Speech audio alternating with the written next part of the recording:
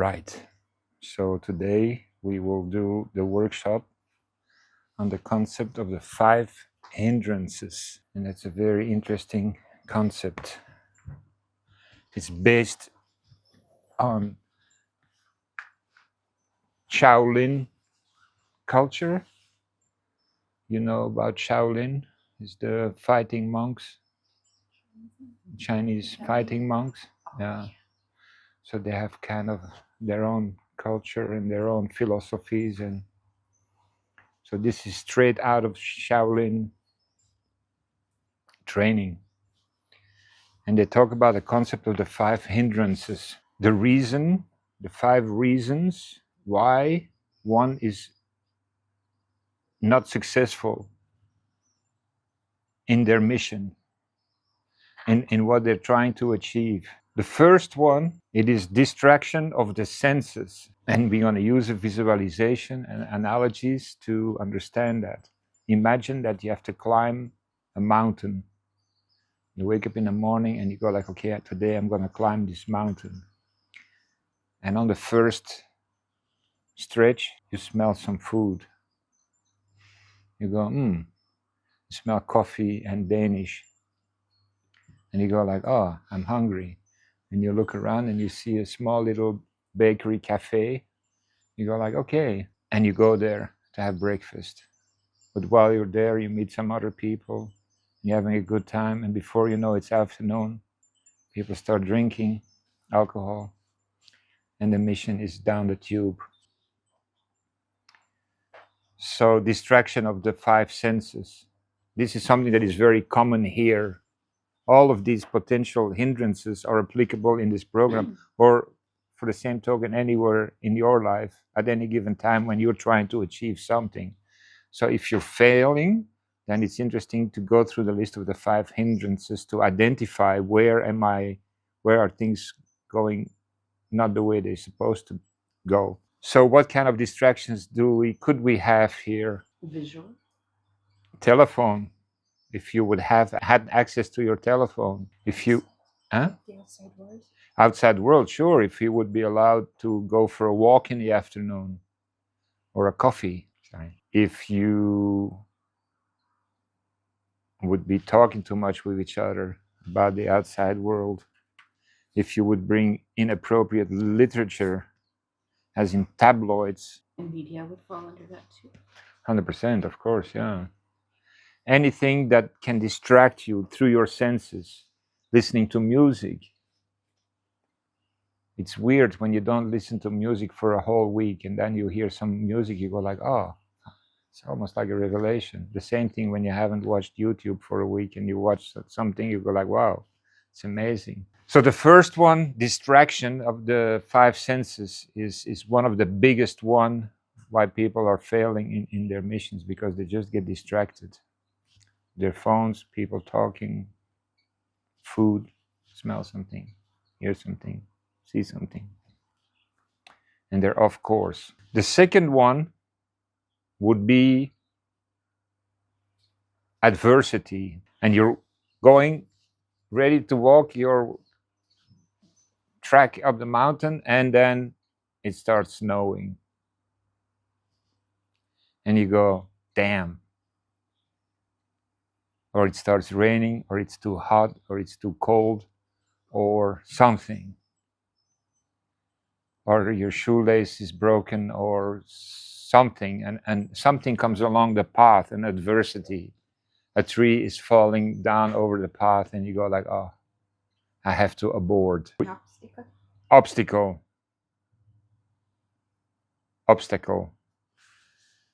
The reason why we very often give in to obstacles is that we don't have sufficient resilience, sufficient courage, and we haven't been exposed to any kind of adversity recently in our lives. We haven't been exposed to any type of adversity in our lives. Sort of like the easy way out. Easy way out, of course. Everything is remote control and automated, and push a button and... Oh, it's raining. Or it's raining, or you order by Grab or whatever. At no point you really have to go out of your way and put in some elbow grease. When I was in the army, we had to run every day 5 kilometers, every day. It didn't matter if you were an officer or not, everybody had to go. And if you weren't there, you could be court-martialed if you didn't have a medical certificate. And the doctors would not give, you really had to be half dead before you can get a medical exemption. And once a week, you did 10 kilometers. And once a month, you did 10 kilometers with all your gear on. But you're conditioned like that. So if you then have to walk for 3 kilometers, that's a walk in the park, if you run every day 5. So it's just what you're used to, what you're conditioned to. I mean, you guys have shown a lot of courage because you've been walking in the rain and in the mushy, muddy ground every day. Other people go like, oh, it's raining, I can't walk, or it's too wet, can't walk. There's no such thing as bad weather. It's not being prepared. Well, there is such a thing as bad weather. When there is a risk for your life, that would be then plain stupidity. If there's a hurricane coming and you go, okay, let's go, then that wouldn't be a smart thing to do. But by simple, I mean, you can ask Atit. It's maybe once a year or twice once a year that we don't go walking in the morning because it's raining cats and dogs. I mean, it's just. It's not a drizzle anymore. It's just you can't see, a meter in front of you. So we go, okay, cancel. And then there is ad hoc and makeshift, which is faith and courage and inventiveness and all this stuff. When we went to the jungle, I was like, why couldn't you think of bringing umbrellas? It's like the most basic thing. It's bad weather, it's rainy season, you bring your umbrella. I brought everything except umbrellas. And this guy goes like, hey, I mean, you're in charge, it's your job. You should at least think about umbrellas. And I just told him, shut up. But we didn't make a big point out of it. And the experience was much more pleasant with the ponchos on in the rain than if we would all be walking with an umbrella. Imagine that, it would have not been the same thing.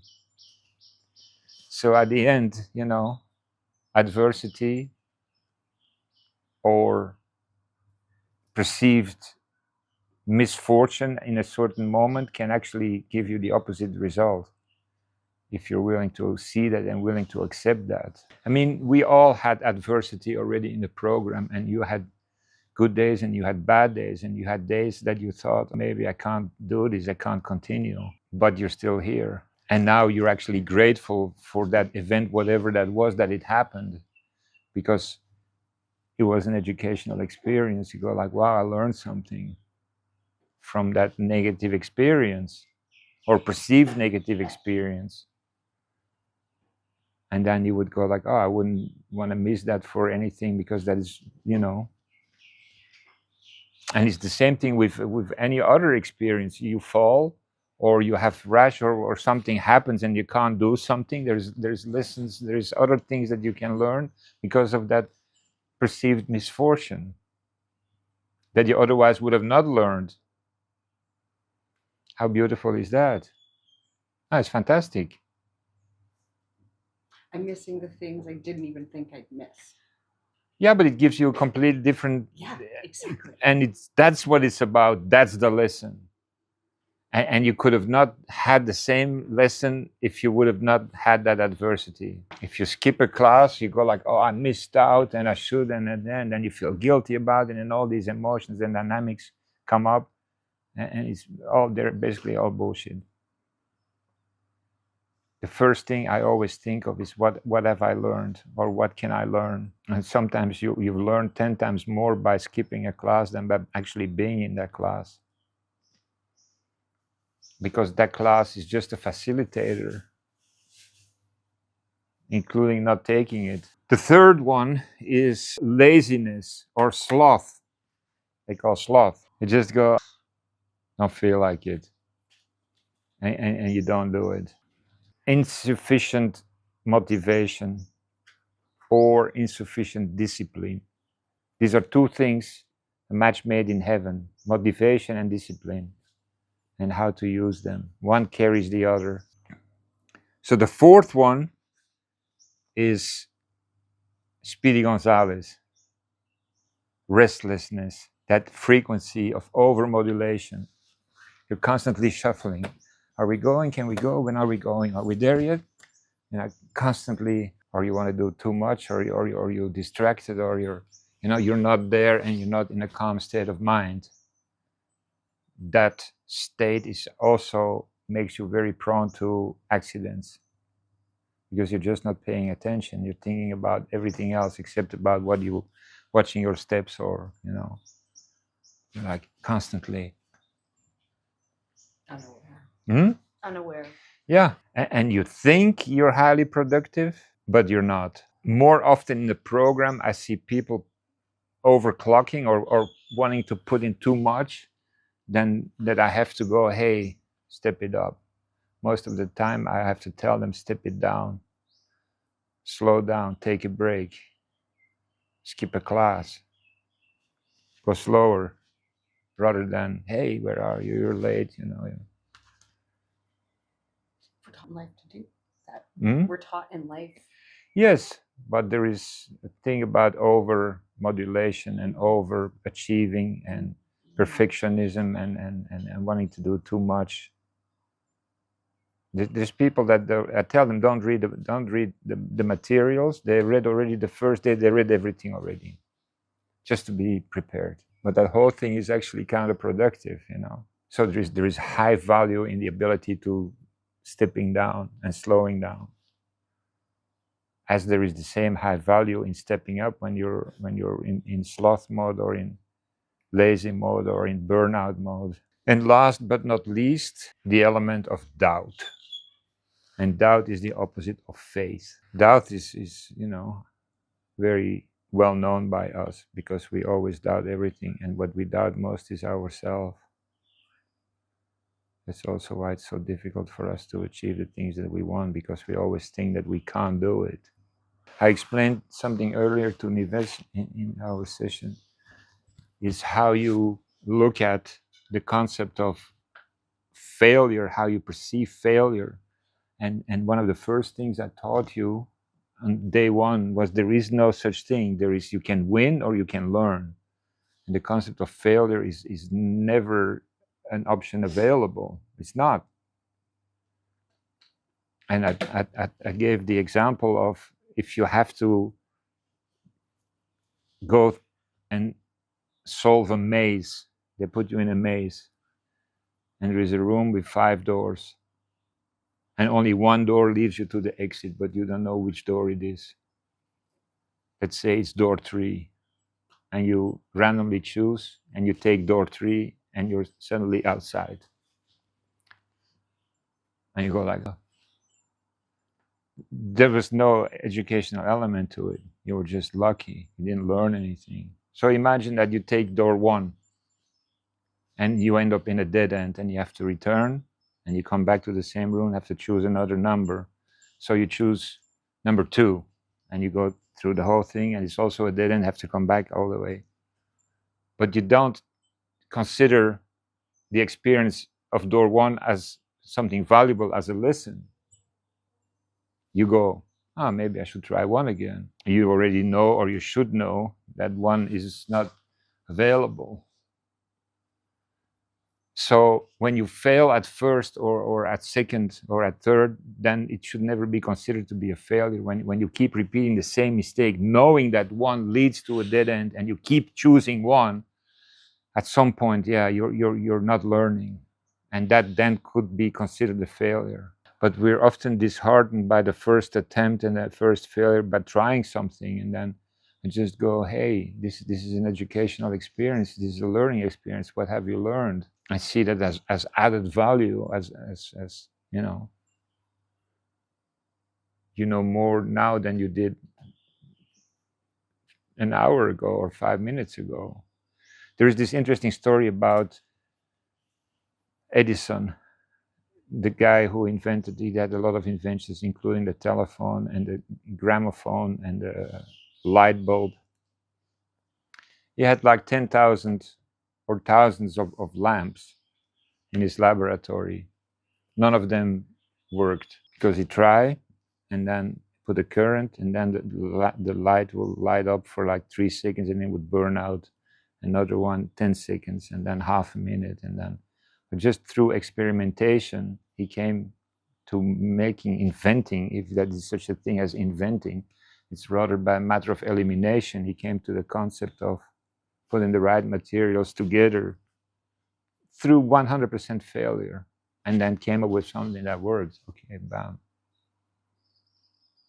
Has a completely different approach, and to go, okay, it's by sheer elimination of figuring out what doesn't work, and to value that as, okay, that doesn't work, so we're not going to do that. It's determination. Yeah, of course it's determination, but it's not like, oh, it doesn't work, I'm going to stop looking, or I'm going to stop my research, or I can't do it. So doubt is a huge hindrance for us. And to convert doubt into faith and have the belief that there is a way, then otherwise you cut yourself short from the get-go. If you don't have faith in yourself, and I don't have faith in you, or in myself, or in the ability for me to help you, and I go, too difficult. Yeah, you go like, oh no, that's not going to work. How can you be successful? Now there is two people that go like, it's not going to happen. For me, that is never an option, ever. Never an option. You will have to tell me, sorry, leave me alone. Okay. Until that moment, I will still believe in that it is possible. Unless you don't want it. And you could not be ready for it. Then we just have to wait a year, 2 years, 3 years until you're ready for it. Try again. So this is the concept of the 5 hindrances. So if you are unsuccessful, then you can go and use this technique to analyze your performance and see, is there anything that indicates any one or more of the 5 hindrances that is blocking me from achieving my goals.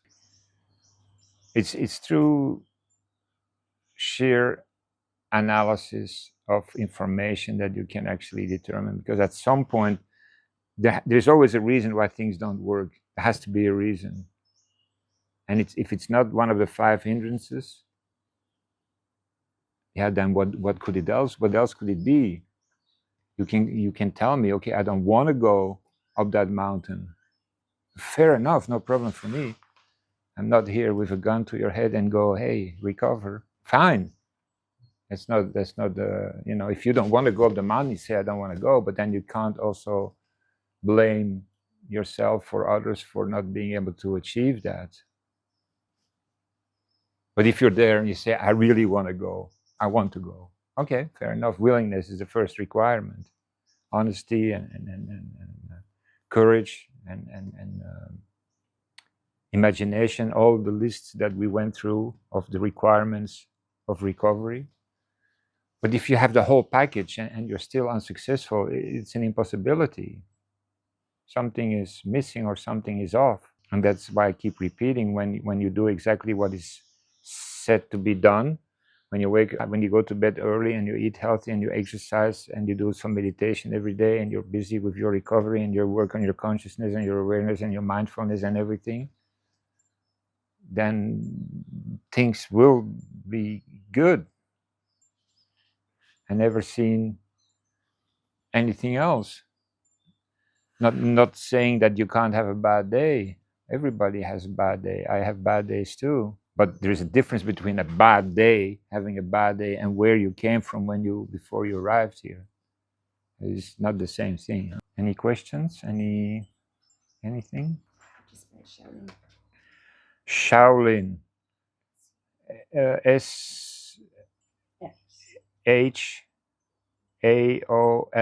SHAOLIN. I'm not mistaken. Shaolin. Actually, I had 2 friends of mine who were Shaolin monks. Absolutely amazing. When you mean fighting monks, what do you mean? Yeah, that's what they do. They do martial arts like kung fu monks. Yeah, Shaolin, no, but the techniques of Bruce Lee, like Jeet Kune Do and stuff like that. Yeah, it's good fun. But it's very, very physically and emotionally very, very tough. Only very few people, and they start very young age, and the physical demands are brutal. I'll see if I can find something to watch tonight about Shaolin. You're gonna be amazed. Huh? Many years ago, I went to Shaolin monks, like a show. Yeah, show, And yeah. the youngest little kid was, I think he was only about 3 years old. They start at 3, 4 years, yeah. And he was, Perfect. couldn't believe it. Unbelievable, yeah. So for tonight, I'll look for a 10-minute documentary or something on Shaolin. All right? Yes. Great.